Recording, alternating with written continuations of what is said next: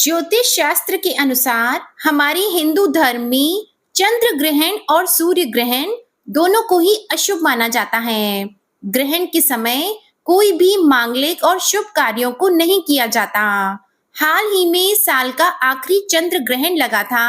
साल 2024 में इस बार 4 ग्रहण लगे थे, जिनमें से 3 ग्रहण हो चुके हैं और चौथा जो ग्रहण है वो सूर्य ग्रहण होगा, जो अब जल्दी ही लगेगा। सूर्य ग्रहण का जो सूतक काल है वो 12 घंटे पहले प्रारंभ हो जाता है और सूतक काल के समय पृथ्वी का वातावरण भी बहुत दूषित होता है। सूतक के अशुभ दोषों से बचने के लिए हमें कुछ सावधानी रखनी चाहिए। तो चलिए अब आपको बताते हैं साल 2024 का आखिरी सूर्य ग्रहण कब लगेगा और इस ग्रहण का सूतक मान्य होगा या नहीं होगा।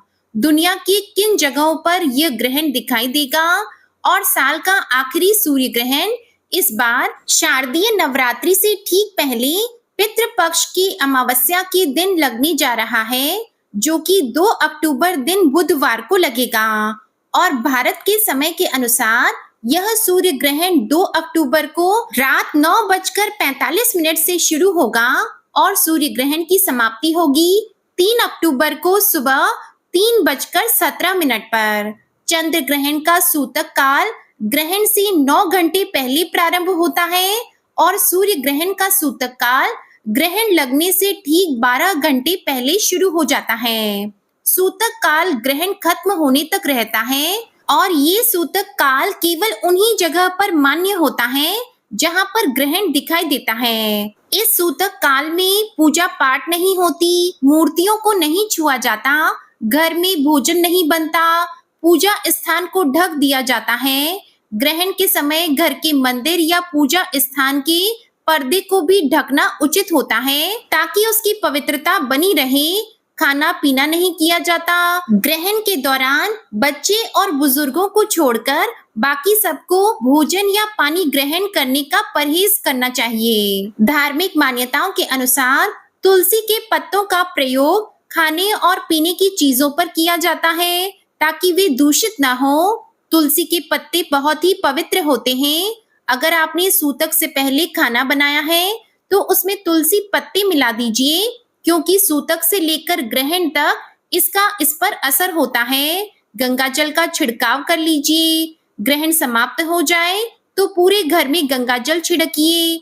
नकारात्मक ऊर्जा का असर इससे खत्म हो जाता है और आप स्वयं भी स्नान जरूर करें। गर्भवती महिलाओं को सूर्य ग्रहण के दौरान सावधानी रखनी होती है। सूतक काल से लेकर ग्रहण तक फल नहीं काटें, सब्जी नहीं काटें, कपड़ों की सिलाई ना करें, दोपहर के समय नहीं सोएं, ग्रहण के समय बाहर न निकलें और ओम सूर्याय नमः का जाप करती रहें।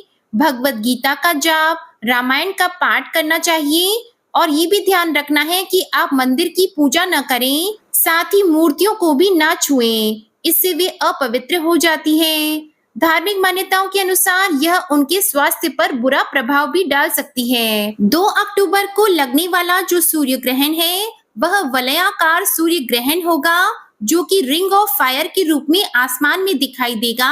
और यह ग्रहण क्योंकि भारतीय समय अनुसार रात के समय लगेगा, यानी कि जिस समय यह ग्रहण लगेगा और समाप्त होगा उस समय हमारे देश में रात का समय होगा और इस समय विदेशों में दिन का समय होगा।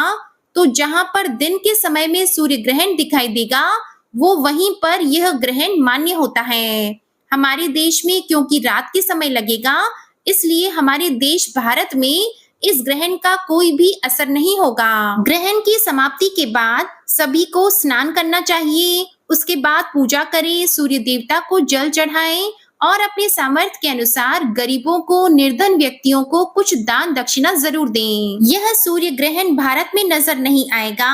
यह ग्रहण दक्षिण अमेरिका के उत्तरी क्षेत्रों के साथ साथ Arctic, Argentina, Brazil, Peru, Fiji, Chile, Honolulu, Buenos Aires, Antarctica और दक्षिण अमेरिका तथा प्रशांत महासागर के कुछ स्थानों से देखा जा सकेगा।